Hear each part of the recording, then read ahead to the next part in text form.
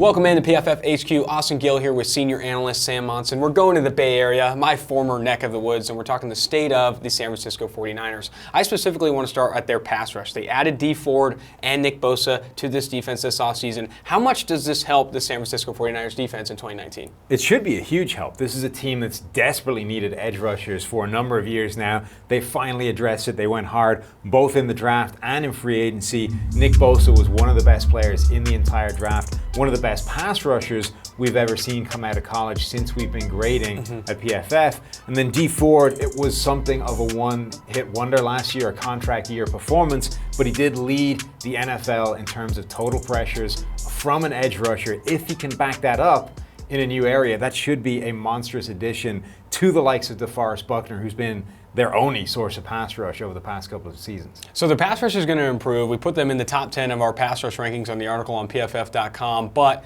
there still are some question marks in the secondary. Richard Sherman aging, and outside of him, there's not a lot of talent there. Am I right? Well, I don't know if there's not a lot of talent, but it's young talent that's unproven, that didn't play well last year, and the 49ers appear to be kind of gambling on those guys all improving and developing in years 2, 3, and 4, and that's a risk. You know, they should have helped the situation by getting edge rush up front, which will help the secondary, which will help, you know, mask some of the problems by getting quick pressure on the quarterback. But yeah, you're expecting either a bounce back season from Richard Sherman, a year removed from that Achilles injury, or you're expecting a significant development from some of these young guys that didn't play particularly well last year. They're able to do it. They've got talent. There's a lot of ability that we liked in college on this team, but it is a risk not or putting all your eggs in that basket. And they threw a ton of money at Quan Alexander this offseason, who is not a great coverage off-ball linebacker. That's just a bad idea. That's just a bad idea. So pass rush improved, but coverage still definitely a question mark, if not a risk. And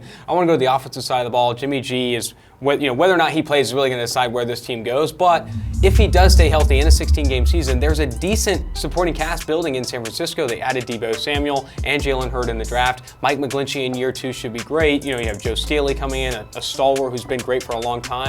There's a lot to like about the supporting cast in San Francisco, to a point where if Jimmy G can stay healthy, this offense could do something. Yeah, and they've got this stable of running backs and tight ends and H-backs that can all be a huge part of this kind of Kyle Shanahan outside zone play action kind of system. So they don't need to have this phenomenal wide receiver group the way a lot of other teams need to, because of the way this offensive system is built. Very true. They have strong playmakers in the passing game at these sort of more unconventional offensive positions, but will be a major part of this passing game. Yeah, I like what they can do with the supporting cast they've assembled around Jimmy G, and then it's just a case of how well he plays coming back off that injury. And you hit the nail on the head there. They ran the most 12 and 22 personnel of any team in football last year. That's leaning on George Kittle. That's leaning on this host of backs and H-backs that they do have. Getting plus play from Marquise Goodwin to stretch the field, maybe Deebo Samuel as like a versatile chess piece, could help this offense significantly. For more content like this, go ahead and subscribe to PFF's YouTube channel, or better yet, go to the site at pff.com.